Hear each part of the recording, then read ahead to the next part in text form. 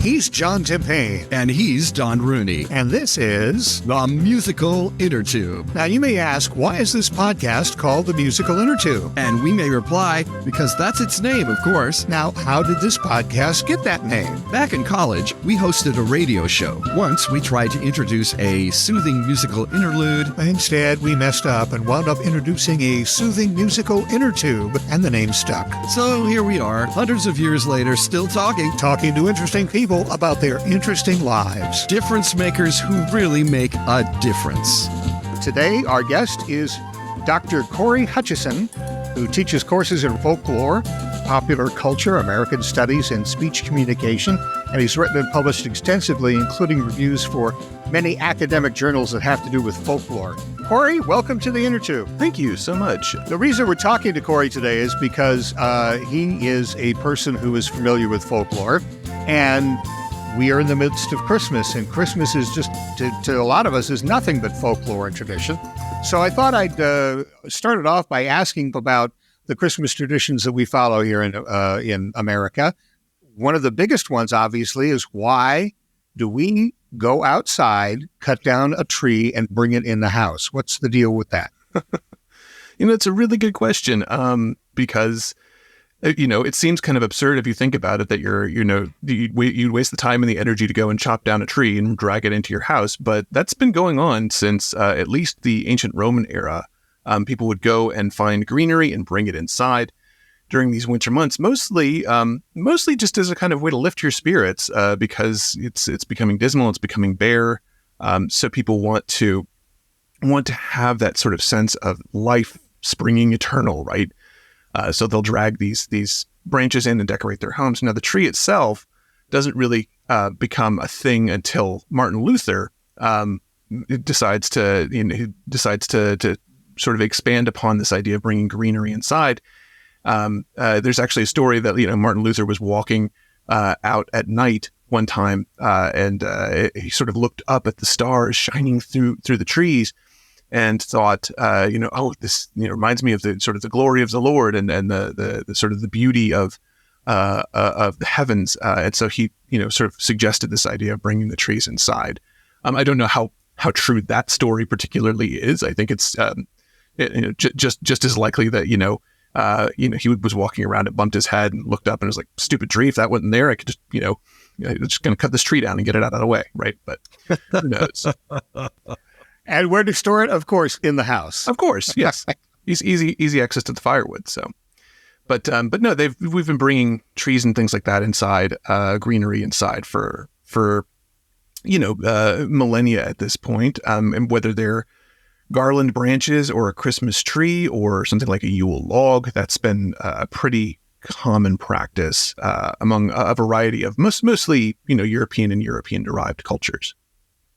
It's interesting because among many, many other things, the bringing of the tree inside is sort of what people who've lived in houses have been doing with the outdoors forever, isn't it? I mean, it's one of the reasons we have lawns, right? I mean, really, we don't need lawns, but we have them. And there's been I know there's been a lot of scholarship as to exactly why.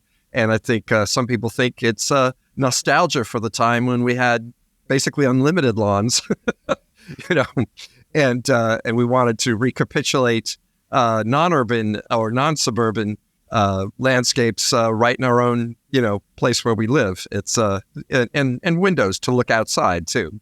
Sure, yeah, no, absolutely. And I mean, you can even see we do this seasonally as well, right? So people will bring in, Easter greenery and things like that. They'll bring in, lilies and things that remind them of that season. They'll do that during that time of the year. So it's not unusual to have this stuff happening. And, it's just, sometimes it's easy to forget we're part of the natural world when we're kind of in these very human constructed dwellings and human constructed exactly settings. Yes. And this reminds us of that, but in a way that doesn't make us feel like we're about to be eaten by a bear as well. So it's kind of a nice balance. Yes, that's an important difference. It is. Now, that's another Christmas tradition that we can touch upon, and that is specific foods. Everybody has turkey for Thanksgiving, and the foods for Christmas kind of vary. There's some with ham and goose and that sort of thing. But a lot of the side dishes are very particular to Christmas as well. Sure. Yeah. No, we have, it's a big dessert season. There's a lot of the sort of sugar and fat that people are consuming. And partly that goes to, a time when preservation techniques were not particularly grand. And so you'd want to kind of use up all of your meats and all of your fats and your sugars by the time you hit kind of early January, maybe into February, which is also where you get the idea of like Mardi Gras and Carnival and all that right before Lent, right? So you're trying to kind of use all that stuff up. But you have a lot of really, really good, food at this time of year. It's very rich. You're sort of fattening yourself up for the winter. So you have things like Christmas cookies, right? And then the sort of traditional gingerbread houses but yeah, absolutely. Those are pretty common sorts of things that people like to make. What are your favorite? I'm kind of curious. What are your favorite, holiday foods? It sounds stupid, but I've always had that weakness for candied yams with the marshmallows on top, which again is like, here, have a bowl of sugar to eat. Our family always had ham, as opposed to the turkey, and another one that we had for many years, and this might be an Irish Catholic thing, but lamb also with mint jelly. And I've always associated with Christmas dinner. And of course, yes, all the sweets. I'll say that's all the sweets are my favorite sweet. Yeah. It's interesting. If I could just say, seasonally speaking, for the 4th of July, you'll have a cookout and you'll eat a lot, but it's different foods. We don't think about that, right? But it's usually pretty warm. And so we might have things like hot dogs and beer and lemonade for the 4th of July, whatever it is we're going to have, but it's not these roasts and these, right? And the fire fatted, stuff that we eat large amounts of. I think it's interesting to think about Americans being seasonal in their foods, because we actually pretty much are. We fall into the patterns you were just talking about. Yeah, we really are very seasonal eaters. I know there's, in the 20th and 21st centuries, there was a shift in that because so many things became available all the time and all year round. But even then, we still, like you said, we sort of preserve this. You associate lamb or turkey or ham oftentimes with specific times of the year. And, I don't know a lot of people who, go out and make a 4th of July turkey, although I'm down with that. Yeah, that's funny. You could probably just walk into the store and pick up any turkey you wanted for the 4th of July if you could find one. Yeah. Right? It's Yeah, that's something that I was just thinking about when we were talking about it, and that is yams, potatoes. A lot of the side dishes are tubers that you don't have a lot of tomato dishes or asparagus, so it's kind of limited to what is available at that time of year. Sure, yeah. As far as food, yeah, and those in the tubers and the apples and things like that you might associate with the fall and the winter, those tend to hold longer than something like tomatoes, which are going to go bad pretty quickly unless you preserve them. And even when you think about the flavors of that Thanksgiving turkey or the holiday roasts and stuff like that, the spices that you associate with the season, right? So cinnamon and clove and nutmeg and things like that. Those are all spices that are being used to either help preserve those specific foods or in many cases to kind of cover over the fact that they may not be as fresh as they once were. So, well, this is the origin of sauces in general, isn't it? Yeah, exactly. Yeah. Are there, I'm very curious, Cory, do you know of some really wacky regional foods that, I shouldn't call them wacky, but let's just call them very regional foods that are served this time of year that you can share with us? Oh, sure. I mean, so, in any place where you've got, for example, a very strong kind of Polish or even kind of Polish-Lithuanian heritage, you've got this type of cookie called a krzyki, which is a very... it's fried in lard, and it's kind of a thick, heavy dough that gets folded on itself in really intricate shapes and then dusted with powdered sugar.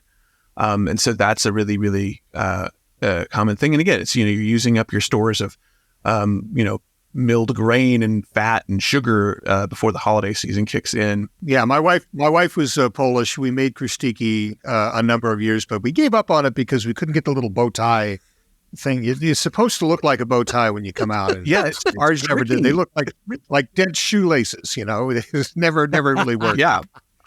No, it's definitely kind of a trickier trickier dish to mess with. And then one that's not really, it's not, so this is kind of going in a slightly different direction, but it's not really a food, but it's a food associated tradition, kind of where you all are and where I normally am, which is the Christmas pickle. And there's this little pickle ornament that gets hidden in the tree for the holiday season. And if you find the pickle, you get an extra present or a surprise of some kind. I don't know. Is this Central Pennsylvania? Yeah. Is that what we're talking? The Christmas pickle, Don? Never done it. But, heck, there's always a first time. Maybe we could do it this year and see if my granddaughter can find the pickle. Yeah. No, it's very specifically, I mean, as far as we can tell, it's a very specifically like German American thing that started with, the Pennsylvania German communities in Pennsylvania. And people kind of have said, well, maybe it comes from this German tradition or these other traditions, but there's not any definitive link there. It really does seem to be something that kind of evolved in Pennsylvania, and it's sort of a fun little bonus thing, and nobody really knows why a pickle. Why is it a pickle? But people have been doing it for at least 150 or so years. So, what other odd sort of game type situations do you find around the holidays that are traditional in families? Oh, sure. Well, I mean, I think a lot of people know the tradition of the white elephant gift, right? This is you pass around the gift that either you didn't want, or you kind of get a weird little gift, and everybody sort of takes a chance to trade these gifts in this sort of game. And the rules vary from family to family. Like sometimes you can trade a certain number of times before you open the gift. Sometimes you open the gift and then somebody can steal it from you. So that's a pretty typical game. I don't know have either of you ever played that? Sure. Oh, absolutely. Yes, indeed. Everybody always dumps their worst gifts on me. I just want to grouse. I really want to just have my Christmas complaint right here. So I always get it permanently, but maybe that's because I'm a really bad white elephant gift player. You got to go in with a strategy, right? You got to have your plan. Exactly. Yeah. No, otherwise you wind up with the hand soap dispenser that looks like a Jaguar or something. The Mother Cabriti nightlight, yeah. Which is yeah. So that's a pretty common game, I think, that we see played by a lot of people, kind of in sort of throughout North America and in other places as well. And then one that's this goes a little beyond the game side of things, but are either of you familiar with the Belsnickel? Well, that's definitely German and Central Pennsylvania. Yeah. I'm familiar with it because I've heard it, but I've heard so many versions of Belsnickel and other characters. He's a character kind of like Father Christmas, correct? Sort of, yeah. Actually, he there's a lot of good evidence that he sort of between the German American version of this thing called the Belsnickel, which is essentially kind of a big shaggy Father Christmas figure that does both the gift giving and the punishing of the naughty children. So he's a little meaner than Santa Claus, but between him and sort of the Dutch version of Saint Nicholas that was sort of brought in through New York, you get this fusion that eventually becomes what we think of as sort of the Coca-Cola Santa Claus, right? But the Belsnickel, the game that he plays, you have these people who dress as this kind of shaggy Father Christmas figure, and they wander around from house to house throughout Pennsylvania, German region. This also happens in Appalachia and other places too. And he'll come and he'll offer sweets and treats and things like that to your kids. But if they've been bad, and usually he's somebody from the community who's been informed by the parents, what all the sins of the children are. So he gets to name them, and the kids are like, how do you know that? So he gets to kind of go through all that, and the kids have to, say a little rhyme to pay their penance. That isn't fair. That isn't fair. That's going to scare the kid to death. My goodness. Oh my goodness. I mean, there's a scary side to Christmas. This is the whole, elf on a shelf. He sees you when you're sleeping. Like, this is a pretty common thing for Christmas. We love to be scared at Christmas as much as we love wow. to be. I do remember as a kid being kind of scared of Santa Claus.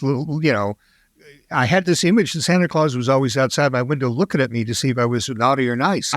I think that's a pretty common thing to make Santa Claus sort of a menacing figure almost. It's sort of like a super ego, someone who sort of speaks for the community and looks at the child and just says, "You have been bad," or so. You're afraid of that potential when you're sitting on Santa's lap. What if he What if he knows about the time I stole the cookie, or something, Even worse is not what if. He does know. He's telling me he knows. He does know. Right. And then you have, how many kids do you see at the mall that are just wailing on Santa's lap, just terrified? Even have you seen you've seen the movie The Christmas Story, right? I was just going to say, yeah, isn't there a moment in that story where one of the kids just loses it when, Santa says, "So what would you like, young man?" Right. And he's like, "Oh, how about a nice football?" Right. So, and then he like boots the kid down the slide. Yeah. So that's, yeah. When did that start? Yeah. Do you know when that particular thing started with Santas in stores? Yes. And yeah, moms, kids sitting on their bringing laps. their kids. Yeah, so that goes back to, if I'm remembering correctly, that really starts with Wanamaker's in Philadelphia. Is kind of one of the big places where they started doing these Christmas displays in the windows and things like that. And so they would have these displays that sort of showed different holiday seasonal scenes sort of throughout this shopping season.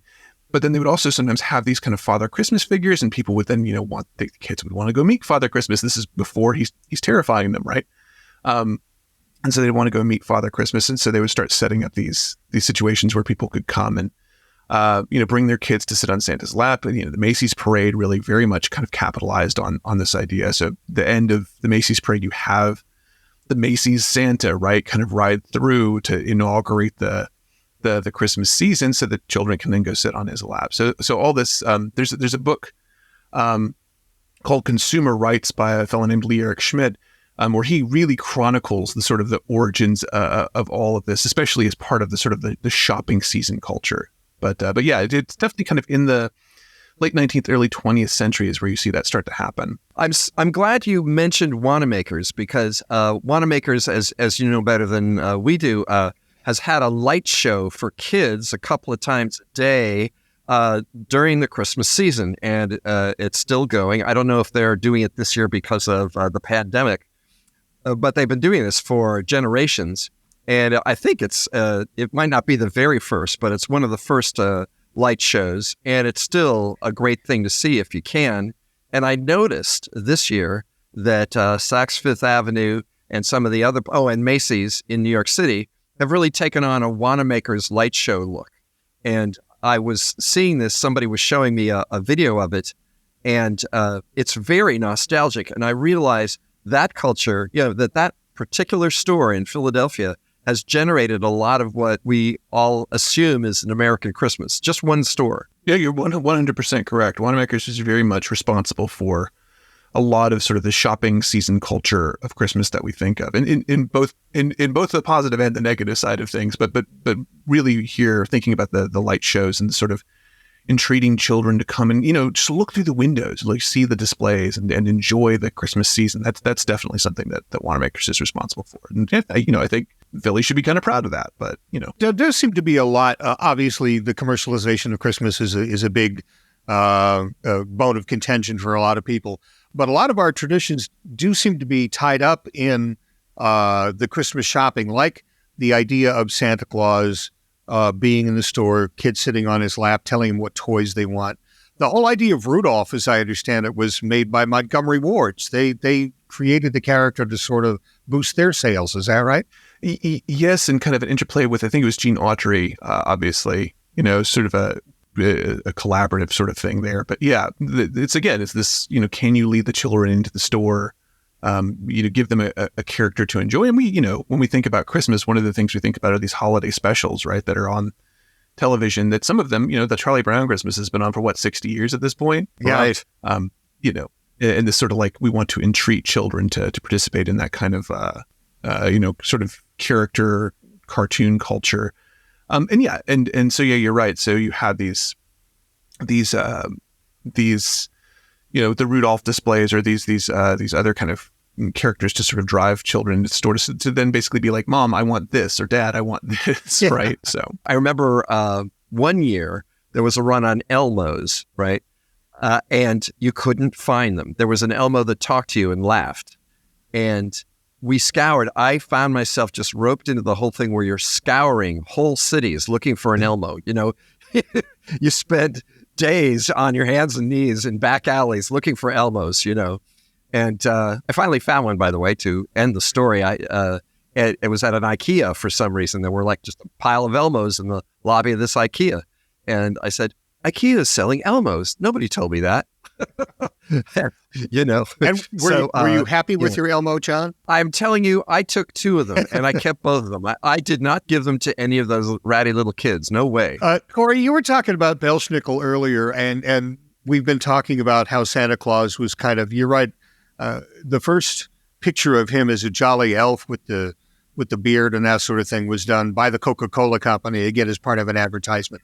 But is there a background? Was there a St. Nicholas, and how does he play into the Christmas legends? Sure. Yeah. No, the St. Nicholas figure, the sort of the Catholic saint figure of St. Nicholas, there are a lot of stories that kind of flit around about him, ranging from, him providing the dowry to buy some girls out of basically out of prostitution. So there was a sort of risk of these women being sold by their families because they didn't have any money, and so he potentially gave money. This is a story that gets circulated about him as a saint.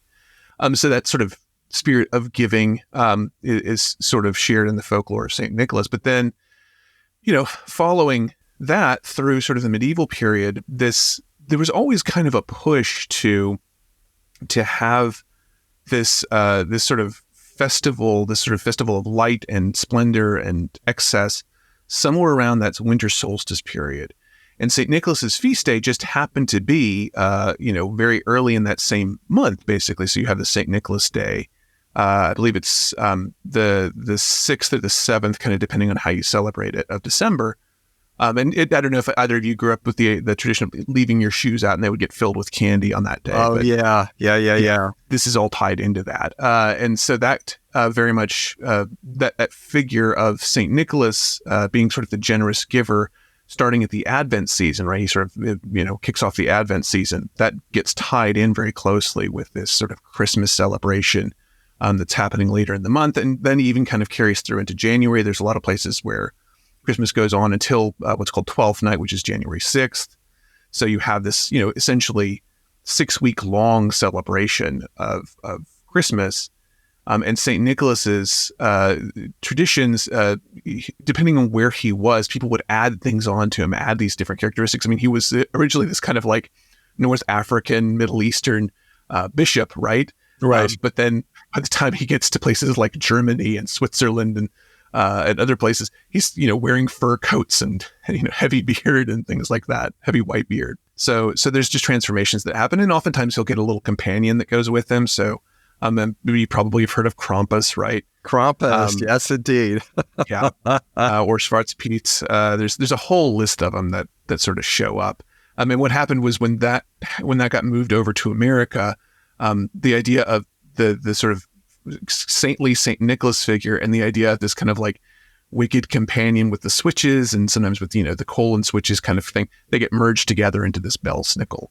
But yeah, so there's this long-standing tradition, and you do see this even today with this idea of Father Christmas in Britain. During one of the things I think is really interesting is I lived in Prague for a while over in the Czech Republic, and they had this long tradition during communist occupation where they would have these television specials that would happen around Christmas time, and they, of course, they were trying not to make it very religious because the Communist Party didn't want really religion, but they knew that they had to maintain some of these festivals.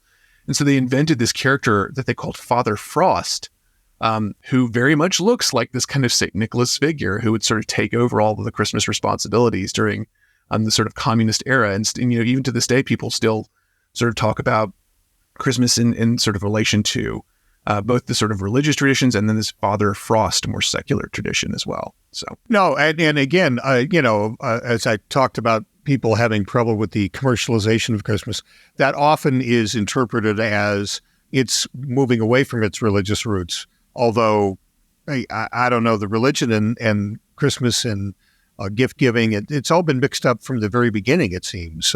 Oh yeah, and there's this whole idea of kind of the war on Christmas that's it's a very big talking point right now, and I think that's really interesting because when you look at American history, when you look kind of what we would sort of think of as the sort of first Puritan colonizers, they were very anti-Christmas. They were very religious and very anti-Christmas. They wanted nothing to do with it. They considered it a bunch of sort of Catholic superstition.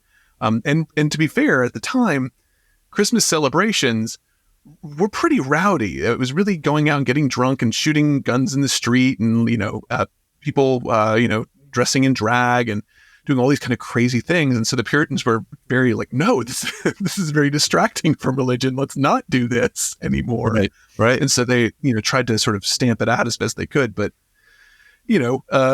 clearly Christmas has its own kind of spirit, its own kind of energy, and it managed to carry through and become kind of what it is for us today. I believe that George Washington benefited from this when he crossed the Delaware, because when they got to the town of Trenton, everybody had been having a big, all the Hessians, the Germans, who were stone drunk. Yes, they were stone drunk and sleeping, and so they were able to take the town of Trenton without firing many shots at all or killing many people. It was both battles of Trenton were rather sleepers. That they took all the Hessians hostage, and the British went, oh.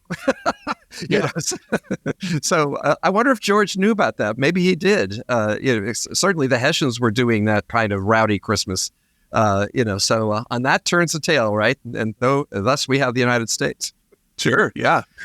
Yeah. No. And Washington was working against his own deadline at that point, because most of his soldiers' commissions expired on New Year's Day, so he was in a bit of a tight spot. And it was a pretty brilliant move on his part to say, well, okay, let's go when they're most likely to be drunk, right before everybody's going to be decommissioned, and make sure that we get this done. And it worked. It was really did. Now, a lot of the traditions that we have, and a lot of the songs especially that we have, do come from England, which is kind of weird when you think the Puritans that settled here didn't like Christmas, but I guess they were the outsiders in England, because England has figgy puddings and Yule logs and, all of the music. We Wish You a Merry Christmas and King Wenceslas, all that stuff comes seemingly from right out of London, right out of Casting Central, and right here to America, it seems. Yeah, no, absolutely.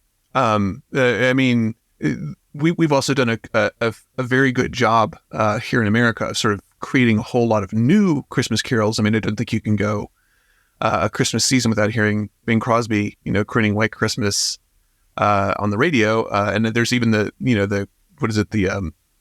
challenge not to hear George Michael sing Last Christmas. You'll never win. I mean, yes, and there's Mariah Carey with All I Want for Christmas Is You. There's Grandma Got Run Over by a Raider, so there's the profane side of Christmas caroling. But you're making a wonderful point, which is that we think of folklore as usually ancient things, but in fact, we're generating it all the time. Oh, yeah. Yeah.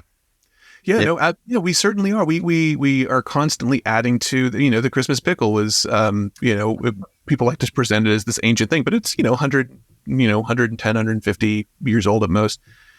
These Christmas carols, we're constantly embedding them. So we have these, very old traditional British, wassailing songs, which were songs that they would sing as they went around the orchards and blessed the trees for the coming years, and then would, all get stone drunk on cider. All kind of tied into this old Christmas. But then you bring it over here and you have these very, sort of updated contemporary takes on Christmas, which are oftentimes about spending time with the people you love. So Last Christmas is about having your heart broken, or All I Want for Christmas Is You is a sort of love song about Christmas, right? Yeah. You've got, Walking in a Winter Wonderland about, getting married by a snowman parson, right?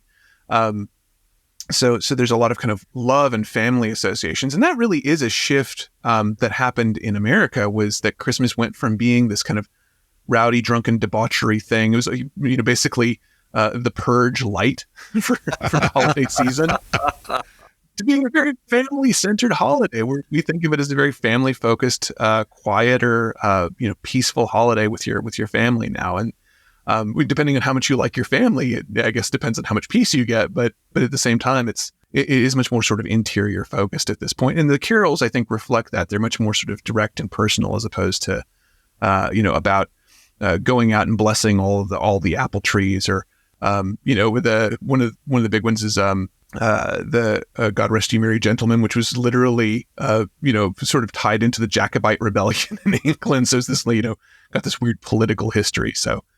all these kind of things happening. Yeah. It's just very interesting to me that a lot of the American hits like White Christmas and the Christmas song, Chestnuts Roasting on Open Fire, those people were all Jewish who wrote those. So it's kind of a very weird sort of way of America mingling everything together to come up with the holiday. Yeah, I mean, it's a constant interchange. The things that we do, so our Santa Claus has been exported all over the world. So, in Japan, they have Santa Claus, right? So it's an interchange. But you're right, we are, we look for other traditions. And that happens a lot when you get to holiday seasons, and Christmas is such a big one. We look for other traditions. We want to incorporate them. We want them to be a part of our we have this idea of ourselves as kind of the crossroads of the world. America is very, it's the fusion of so many cultures, is the interchange of so many different cultures. So we're constantly, looking for ways to incorporate these cultures into kind of the bigger tent of America. And so you have, like you said, the hygge culture is something we focus on. There's been, there's been a lot more sort of emphasis on doing things with, for example, Latinx culture, where you bring in the posadas, the procession from house to house that happens, for example, in Mexico, right? Or even tamales. People are make these huge batches of tamales for Christmas, and so we've started to see that surface in some interesting places. That's in our family because one side of the family is Mexican, so we have that, and I tried one year. It fell to me to make the tamales, and I made a white boy's tamales, and I was reminded of that. You did not do it correctly. You're never going to make them as good as somebody's grandmother, I promise you. And that's part of it too, is that they wanted it to taste like their grandmother used to make, right? And heck, I'm going to taste. If I make them, it's going to taste like a 30-year-old Irish guy used to make. Not quite the same, but anyway, yeah, that's a beautiful one. And the seven fishes also from Italy. A lot of families do that one. So the foods come to, it's interesting, your point, because it comes to symbolize Italy, but in a larger sense, it symbolizes our ability to bring the rest of the world's traditions into ours, this sort of totalizing culture that we have. Yeah, for better or worse times, I guess, but yeah. Whereas on the one end, it turns out to be a melting pot and a mixture of everything, is when families intermarry, as John's did, and that sort of thing, and outside traditions are brought in. If we take it a step back, we're talking about a lot of these traditions coming from Germany or Poland or England or someplace like that.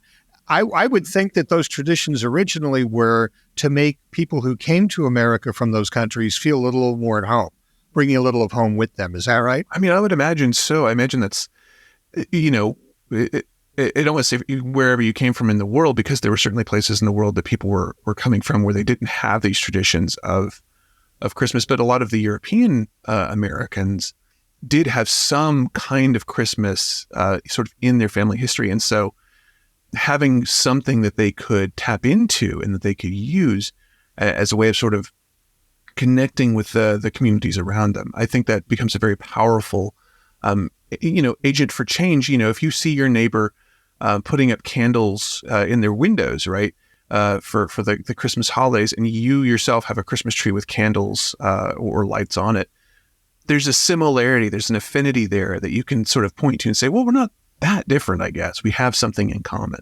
So yeah, it does create an interesting common ground. Well, Cory Hutcheson, thanks very much for being with us today. It's sort of tremendous. Thank you. Yeah, it's sort of a fun roller coaster ride through all the different traditions that have come to America and all the new ones that we've either made out of the old ones or created from whole cloth.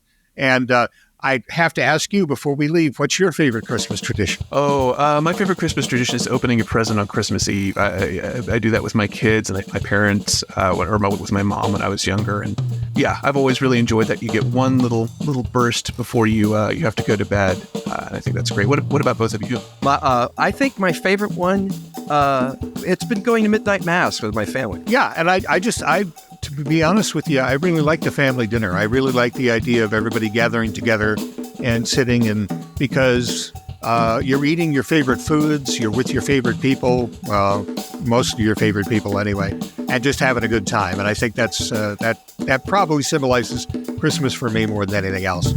And have yourself a good Christmas, Cory, and thanks for being with us on the Innertube today. Yeah, thank you so much for having me. Happy holidays. And thank you for listening to the Musical Innertube. Our lovely little podcast is available everywhere good podcasts are found. Listen on your favorite platform, and if you like what you hear, please give us a good rating. And spread the word. Tell your friends about the Innertube and let them know they can subscribe to the podcast on our website, musicalinnertube.com. There you can listen to all of our podcasts, see pictures and biographies of our guests, and contact us. You can even click on the microphone button in the lower right corner to leave us a voicemail. And don't forget to leave your email address on our Talk to the Tube page so we can stay in touch. And you can email us directly at musicalinnertube@gmail.com. And as always, thanks to virtual band Car Radio Dog for our theme music.